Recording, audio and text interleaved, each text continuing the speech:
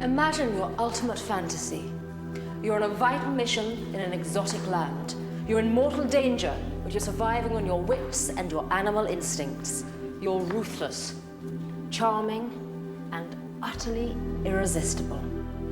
My name's Elizabeth Hurley, and tonight I'm going to indulge that fantasy. Come with me into the world of the most famous agent ever to work on Her Majesty's Secret Service. Ladies and gentlemen, I give you Bond. James Bond.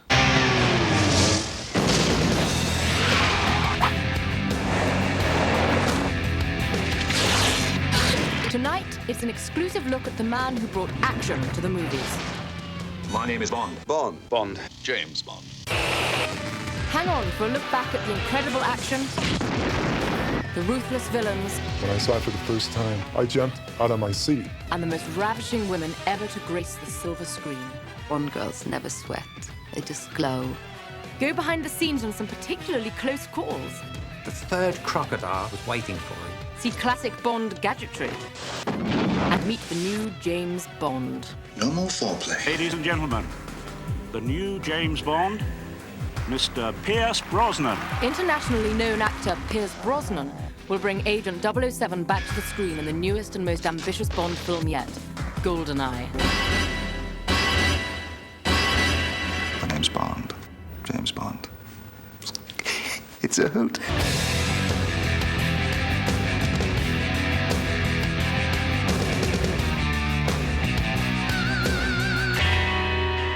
I've been besotted with James Bond for years. He is the hottest superhero of all time. No wonder so many men want to be like him. Would you care to try your luck, Mr. Bundy. Al Bundy. Mr. Bond's drinks will be complimentary. Gold Sting. How did Bond become so popular? Well, with a legacy like his, it's not too hard to figure out. His number says it all, 007, British secret agent with a license to kill. With a title like that, you know there's going to be some action. We've had some interesting times together, Ling. I'll be sorry to go.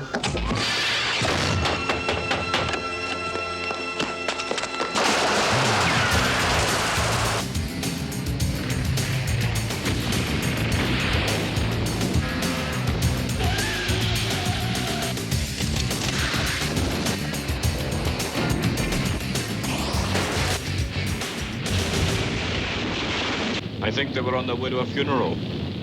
When I think of the Bond films, I think of like that kind of suave guy in a tuxedo with lots of fabulous babes and gruesome villains, blowing things up in a cartoonish manner and never really raising a sweat. I remember going to see James Bond movies when I was a little girl, and it was the ability to be able to live out a fantasy through James Bond. Beautiful girls and the locations and the lifestyle. Bollinger, 75. I see you are a connoisseur, Monsieur Bond. He's a wonderful fantasy figure. If you went out searching, I doubt you'd find a man like that today. James, I thought this would never happen. He had to say some of the most banal lines probably ever written, but he just did it with such panache that it worked. Can I do something for you, Mr. Bond? Just a drink. Would you get me a medium dry vodka martini? Mixed like you said, sir. Shaken, not stirred. Shaken, not stirred. Shaken, not stirred. Oh, that's stirred, not shaken. That was right, wasn't it? Perfect. You have to say those lines. That is his drink. Vodka martini. Shaken, not stirred. Bond was more debonair, he was more dashing. He had like a kind of veneer of sophistication that we usually don't see in our action heroes these days.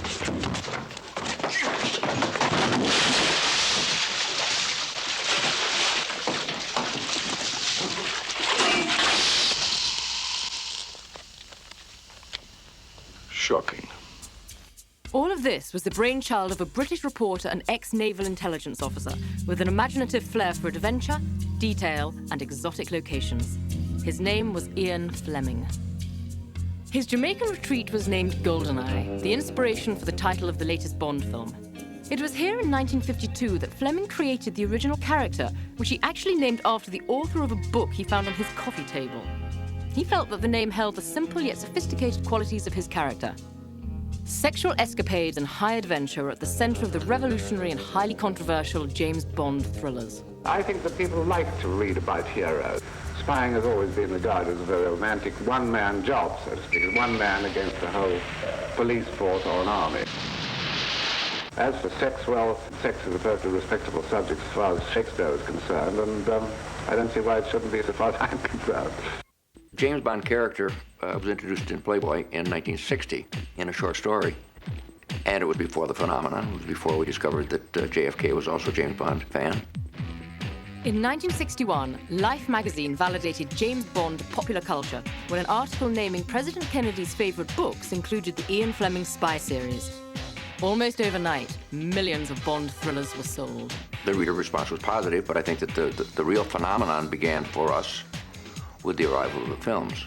Enter Albert Cubby Broccoli and Harry Saltzman, two film producers who are both fans of Fleming's books. They teamed up to begin shooting 007's feature film debut, Dr. No. When it came to casting, Broccoli and Saltzman instantly agreed they'd found their James Bond in a former truck driver turned actor from Scotland, Sean Connery. Up slowly to face that wall. You felt the animal with Sean. Always, he was very male. He was very strong. He was very present within the scenes. And the scenes were very real in his hands. Where's the girl I came in? In 1962, Dr. No exploded onto American screens and quickly became a hit. A superhero was born. The film's other bombshell was the debut of Swiss actress Ursula Andress. I think certainly the favorite actress is Ursula Andress in the first Bond film.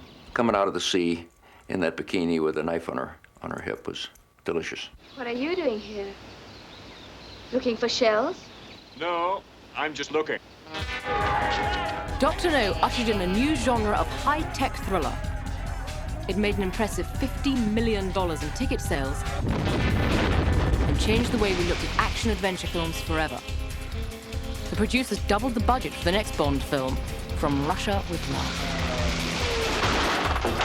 The film was bigger and better in every way. The villains became more diabolical, and Bond's knack for taking them out became even more action-packed.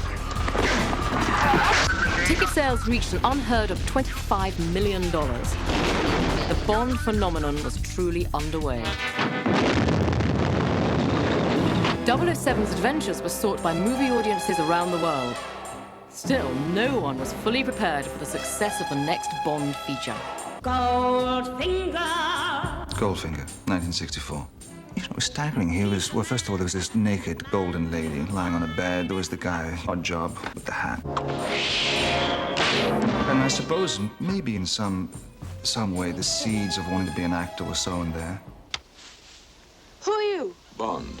James Bond. The film had three elements that became Bond signatures: an unforgettable assortment of villains, legendary sets, and the most alluring gallery of women ever to appear in a single film. Oh. This is no time to be rescued.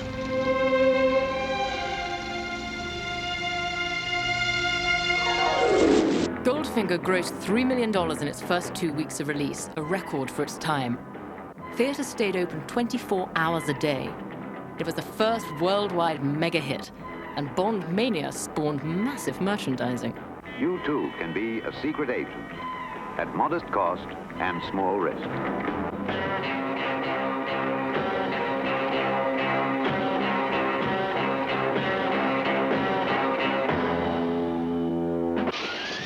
It wasn't long before television executives began to capitalize on James Bond and the 007 adventures.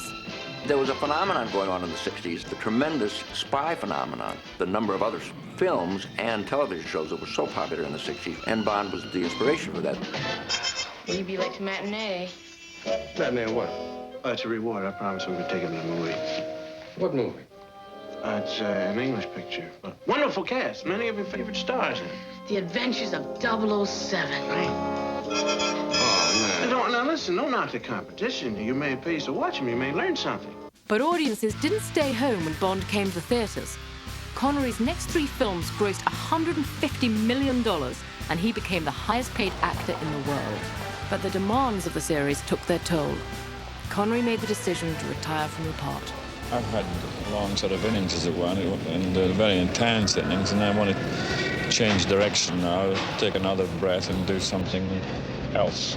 You just killed James Bond. On Her Majesty's Secret Service starred newcomer George Lazenby. Although the picture was a success, Lazenby stepped away after only one film. This never happened to the other film. The demand for Bond was insatiable. Producer Broccoli and Saltzman turned to dashing British actor Roger Moore to carry on the legacy. How can I refuse such a gracious invitation? Where's Peckish? Where's Peckish? Pyramids! What a helpful chap. Moore pushed the series forward with 7 more Bond films that together grossed over $340 million.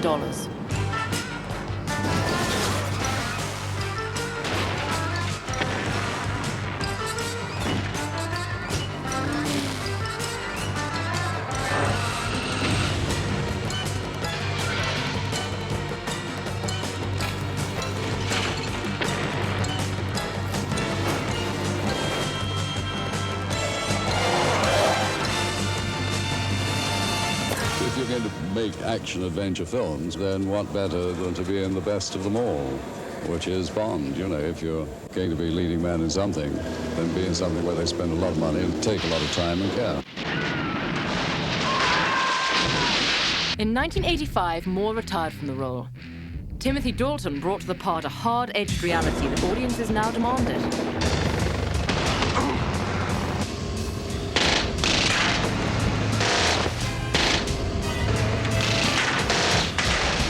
Dalton, I felt, brought a grittiness and a realism and a more of a human quality to Bond.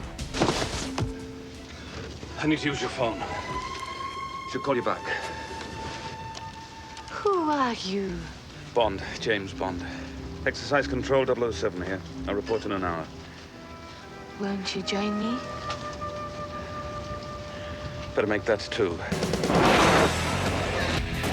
And now, the 17th Bond film, a 007 for the 90s, explodes onto the screen with a modern flair. Pierce Brosnan is the new James Bond. I'm very excited. The support from people over the years has been amazing. So I really am thrilled to be able to get to do this. The new film Goldeneye marks an unprecedented level of Bond action, with bigger stunts, more sinister villains, and a new perspective to the legendary character. I think Pierce Brosnan is an excellent choice for Bond. He has the qualities that people have liked in Bond before. You know, he looks good in a tuxedo. He's got a certain savoir-faire. He has a good self-deprecating sense of humor, which always comes in well for Bond. You don't need the gun. That depends on your definition of safe sex.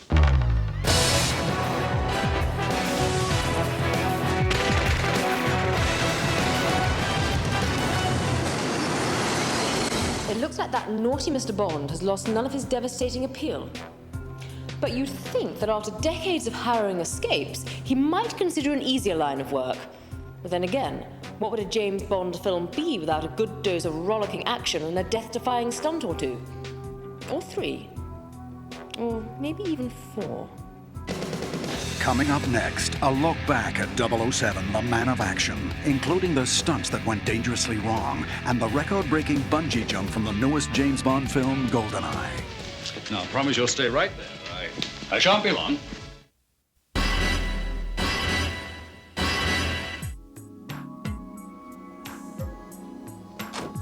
You have to wonder about secret agents sometimes, because you'd think the term secret would imply maintaining a low profile.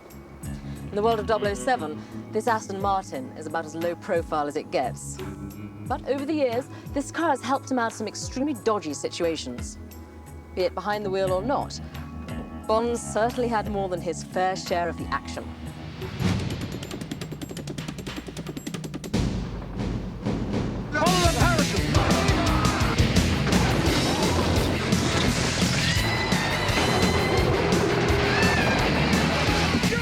Secret agent!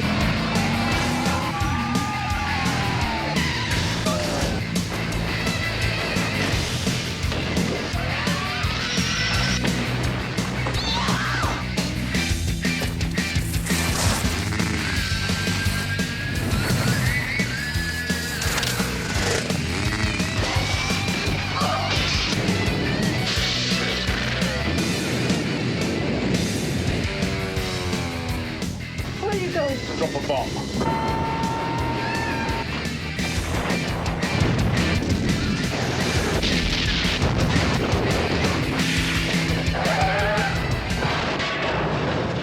What is it with you and moving vehicles?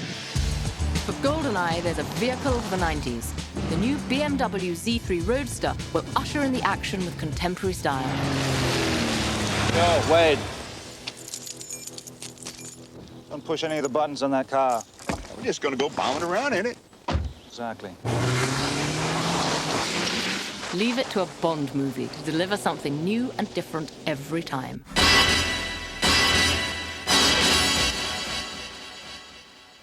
One of the most tremendous and memorable stunts was the open to The Spy Who Loved Me.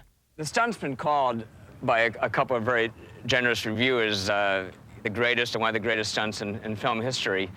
And, you know, it wasn't very complex. Some of these stunts are really complex and technological. This one, you know, I almost felt that Gravity should have got equal billing, equal credit as, you know. I didn't really have to do that much except go over the edge. Choreographing these kinds of stunts is no easy task. The risks in filming them are very real. In fact, over the years of making Bond films, there's been some close calls. The sequence in the Everglades was quite an exciting sequence, and we had a lot of boats, and they were traveling at very, very high speed. He came up the bank exactly where we expected him to come, went sliding across the garden, but on the opposite side there were about 4 or 5 cypress trees. And he should have gone between them, but he didn't. He went bang, and the whole side of the boat was wiped out. But there was more than one close call for Roger Moore's stunt double on the set of Live and Let Die. And it was a very nasty feeling actually being on the island on my own for the first little bit. And you know that they're all, you know, the rest of them haven't rehearsed, they haven't read the script, they don't know I'm James Bond, that I got to live.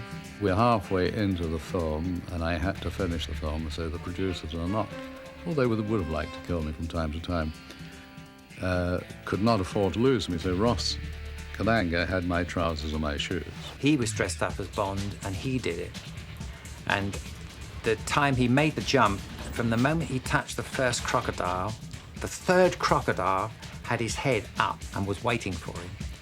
And each one made a snap at him, but the third one, as he jumped, as he just left his back, the crocodile caught him in the heel and just snapped his heel. Fortunately, he had thick boots on, and it didn't go through the boots. He managed to drag his foot free. I mean, that emphasizes the reason that Roger wasn't going to do it. You become a stuntman because you like the burst of adrenaline. I don't like that rush.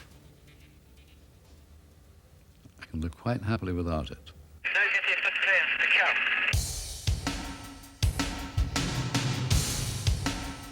You plan that everything will go right, but invariably, you know, people can get hurt.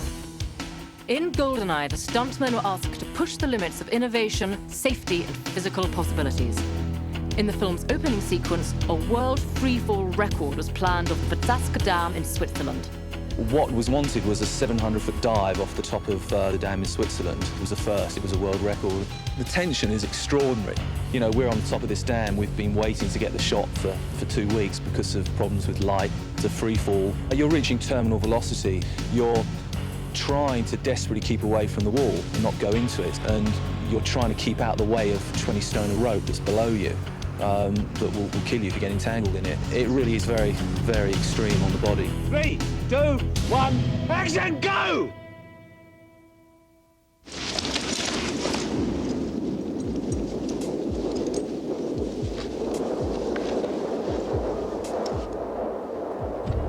But the fall was only half the challenge. After free falling 400 feet, getting whipped in position by the rope, I had milliseconds to whip this gun out from my jacket, which would follow on for the next shot with Piers. And the funny thing was, I got the gun out just in time. You'll see in the shot, as I get the gun out, get into the end position, I go behind a piece of rock. It looks extraordinarily glamorous, and it's very easy to forget the danger and the hard work and the extremes people go to get that particular result. If getting in and out of trouble is an art form, then James Bond is truly a virtuoso. Question is, though, will 007 ever meet his match? Or will he continue to miraculously avoid the clutches of some of the most vicious criminals ever to whisper the words, "Goodbye, Mr. Bond"? They're some of motion picture's most diabolical villains. When we return, come face to face with 007's archenemies and meet Goldeneye's sexy femme fatale.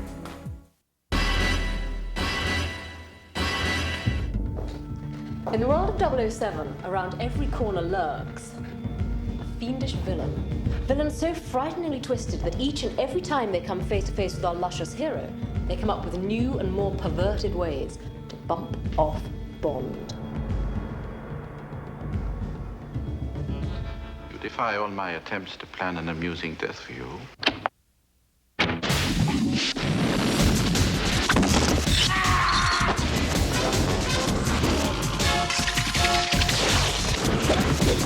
Let his death be a particularly unpleasant and humiliating one. Any cost, any, Bond must die. Choose your next witticism carefully, Mr. Bond. It may be your last. Bond has always faced a never-ending variety of evil masterminds, with names like Dr. No, Red Grant, Goldfinger, Oddjob, Largo, Kananga, Scaramanga, Knick-Knack, Jaws, and Sanchez. Bond villain? Who's the guy with the big scar down his face? I am Ernst Stavro Blofeld. This organization does not tolerate failure. My fondest memory is Oddjob flinging his derby and beheading the statue. Goldfinger. I think it's got to be Goldfinger, yeah. Good night, Mr. Bond. Do you expect me to talk? No, Mr. Bond, I expect you to die. No, Mr. Bond, I expect you to die.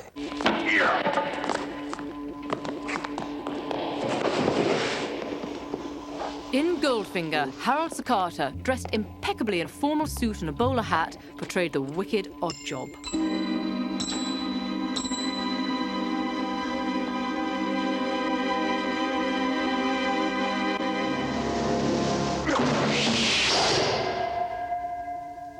One of the most sinister villains was the twisted diplomat Kananga in Live and Let Die. Actor Yaphet Kotto was given the chance to enter the ranks of Bond villainy. We'll snip the little finger of Mr. Bond's right hand. Once you become part of the Bond classics, you're just remembered for all time. To this day, people walk up to me and say, "You did Dr. Kananga and Live and Let Die." Wow. I think when someone is being kind and smiling and there's a lot of danger around, then that's even more menacing than someone who's purposely trying to be evil. There is one thing, however, Take him to the farm. He was obviously jealous of Bond. So he was going to outdo Bond in everything that Bond did. He was going to wear better clothes than Bond. He's going to be cooler than Bond. He has better women than Bond. So the attack that I took on the role is Dr. Kananga saw himself as someone who was a social competitor with James Bond. The larger-than-life, steel-toothed villain Jaws, played by actor Richard Kiel, took the Bond film to a new level of fantasy. The Spy Who Loved Me had some scenes that, when I saw it for the first time, scared me. When Barbara Bach opened up the wardrobe in the train, I jumped out of my seat.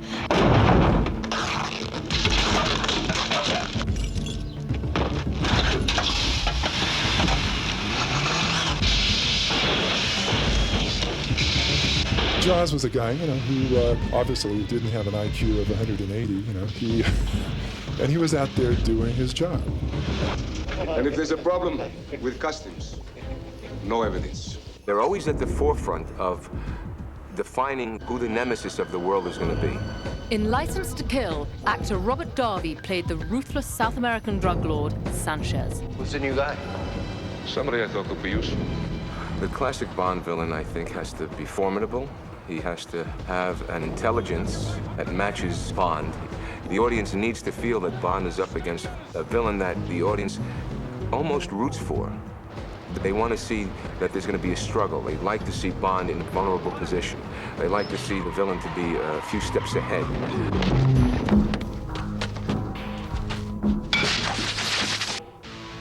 I think that if you try to bring the kind of villains that I played up in '95, you're making a mistake because no one's going to believe it. You have to keep the Bond villains current. In the latest film, Goldeneye, Bond encounters 3 of the most sadistic villains ever. I play Xenia Onatopp in Goldeneye, and as the name already suggests, I'm on top of things, literally and figuratively. Wait for your turn.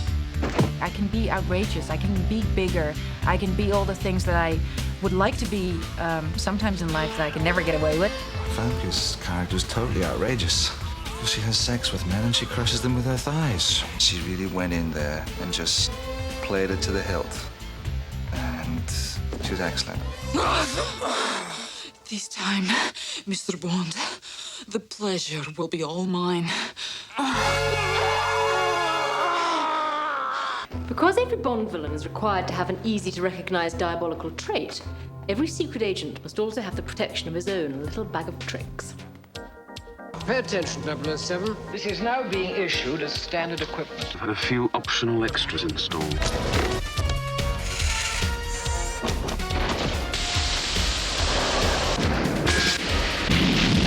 The job of turning Bond into a one-man arsenal has always fallen to Q, who provides our hero with an endless supply of gadgets. Inside the case, you'll find a little red button, a nice little transmitting device, a Geiger counter, an ordinary tin of talcum powder, stun gas, This ultra-sensitive earpiece, an AR-7 folding sniper's rifle. Whatever you do, don't touch it. Open the top, press that button there. Obviously, you'll only use it as a last resort. Brace yourself. Now, pay attention, 007. I want you to take great care of this equipment. Q, have I ever let you down? Frequently. Desmond Llewellyn's portrayal of the long-suffering Q has always provided a foil for the James Bond character. Forgive me, Father, for I have sinned. That's putting it mildly, 007. Really, 007. Try to be a little less than your usual frivolous self. Look, I haven't time for these adolescent antics. You're joking. I never joke about my work, 007. Smashing, Q. Don't ask me about technology. I know absolutely nothing about it. I can't work a gadget. I mean, any gadget that I work goes wrong. And then somebody comes and helps me. And he looks at me and he says, well, I thought you ought to be able to do it. M's orders, 007. He's a magnificent Q, and he's been in every one of the films. I think maybe he missed one of them. Morning, Q. Sorry about the leg. Skiing? Hunting. Bond's faithful sidekicks aren't always gadget gurus and lab technicians. They sometimes wear clothes that are much more exotic, as we'll see next. For over 3 decades, they've made movie history as the sexiest leading ladies to ever grace 007's silver screen. When we return, meet the women of James Bond.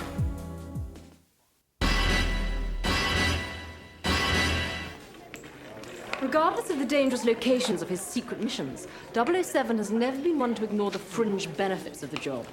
No, shaken, not stirred.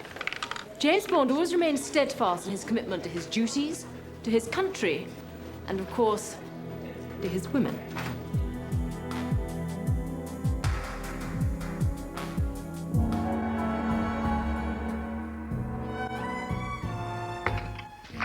Hello.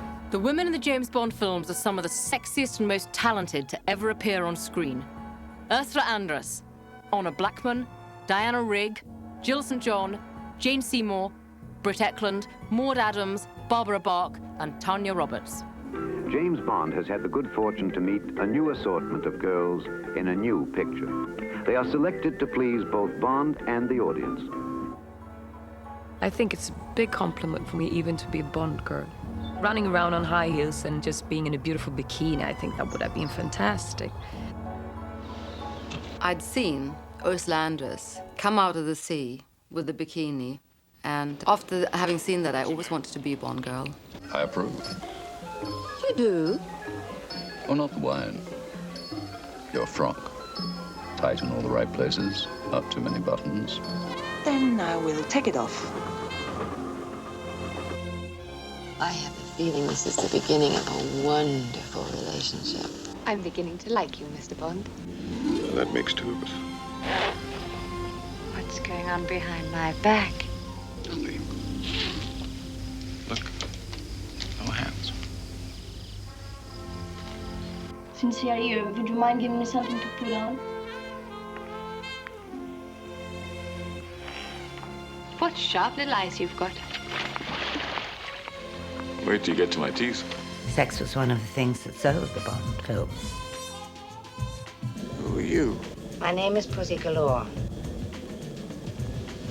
I must be dreaming. People are inclined to say, oh, you were one of the Bond girls. It drives me mad because most of them were just sort of bimbos, weren't they? But Pussy Galore had a very serious and responsible job and did it very well. And didn't say yes to Bond straight off. This should be a memorable flight. You can turn off the charm. I'm immune. She was equal in intelligence and intellect and talent and professionalism with all the others, with all the men. You've had classically trained actresses, and you've had models, and you've had normal actresses like myself, who had a career before the Bond and since the Bond. As times change, so too does the role of women in the new 007 film, Goldeneye. She changed the access codes. Yes, they do look beautiful. Yes, they are sexy. But they move the story along as well. What are you doing? Boris is online backing up his files. If I can spike him, I might be able to find out where they're going. But don't stand there, get us out of here. Yes, sir. This is the Bond girls of the 90s. And we really had to do the film more modern, so we had to do them strong. And it's up to us what we do of the characters. And I don't think we should ever change Bond because he should always be this a little bit difficult sex. It's just up to us how we treat him. How can you act like this? How can you be so cold? It's what keeps me alive. No, it's what keeps you alone.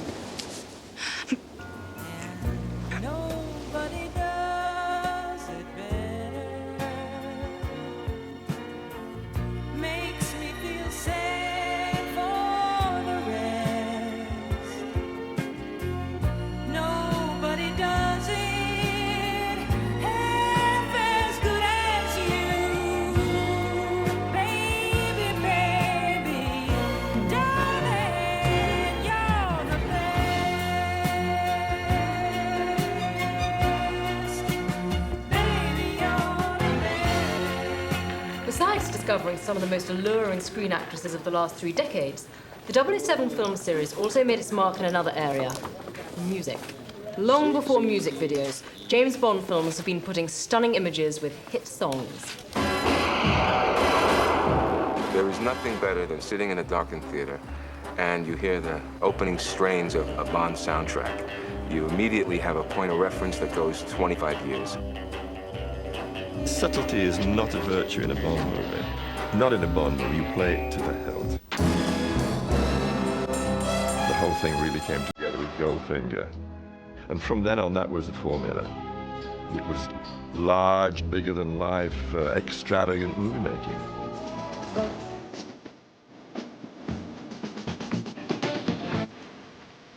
Shelley didn't come in and read this lyric and say, well, what's the meaning? And, you know, she just sang it.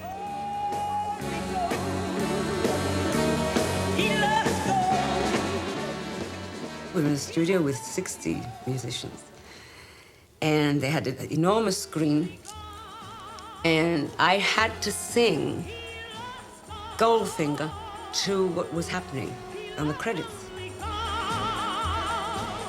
We got to the end, and the credits didn't seem to end, and I had to hold this note. And it was like, forever.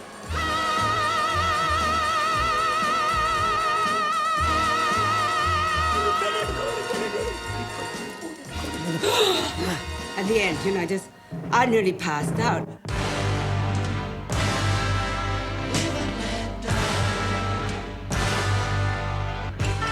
very different artists used along the way, you know, from Duran Duran to Shirley Bassey and Carly Simon in between. That's really covering the waterfront.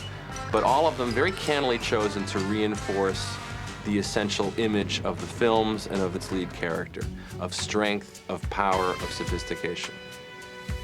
The latest artist to join the long list of Bond vocalists is none other than Grammy winner Tina Turner. Shirley Bassey. I'll never forget her voice. I think one has made it when you're accepted in such good company.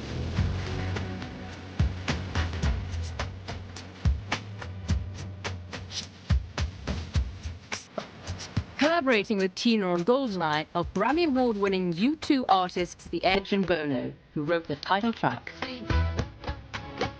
Ed is the musical person, and he's very devoted. Bono is interesting and magical in some kind of ways. They're wonderful. I had a feeling they would be. The idea of Tina Turner and Bono, I mean, that chemistry of those two people, I think Tina is one of the most exceptional artists, and he is a hell of a songwriter. I think it should be very special.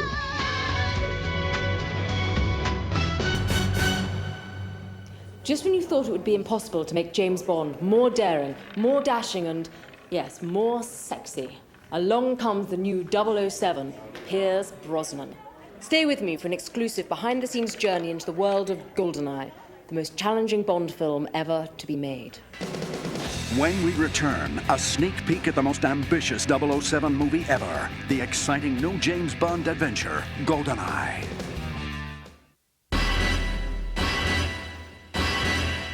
James Bond dodges bullet, building blows up. Well, of course it does. I should jolly well hope so. But never in quite the same way as it does in Goldeneye. 3 years in the making, exotic locations, and a ravishing new Mr. Bond. Welcome to the world of Goldeneye. It was the announcement that would set the machine in motion. Fans and the world press had been waiting for nearly 6 years. Ladies and gentlemen, the new James Bond, Mr. Pierce Brosnan. The announcement marked the beginning of Goldeneye. Stand by. Here we go! Marilyn, come over! And 3, 2, 1, hang up!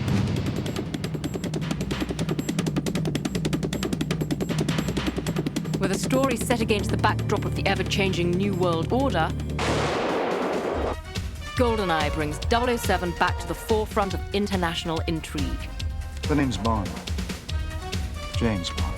I think what we have here is a franchise which has been very successful, and we have a film which people really want to see, and they want to see it work for all the reasons it worked back then. But I think the film that we've got has got a grittiness to it, and I think it addresses all of the symbols and all of the imagery that turned people on originally. We're going to test fire Goldeneye. Goldeneye exists. Yes. 3, 2, I want you to find Goldeneye. 1.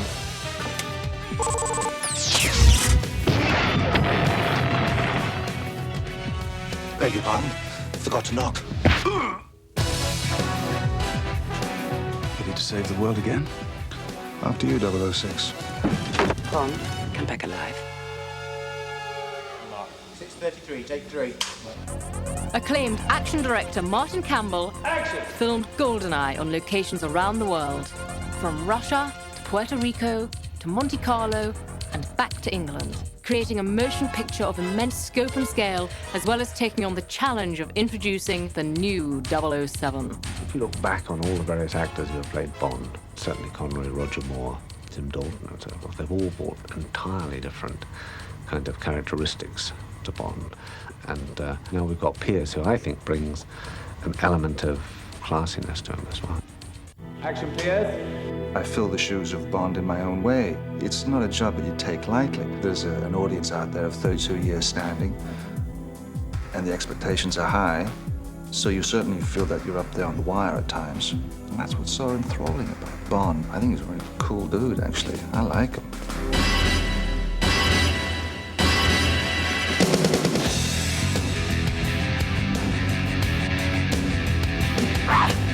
foreplay.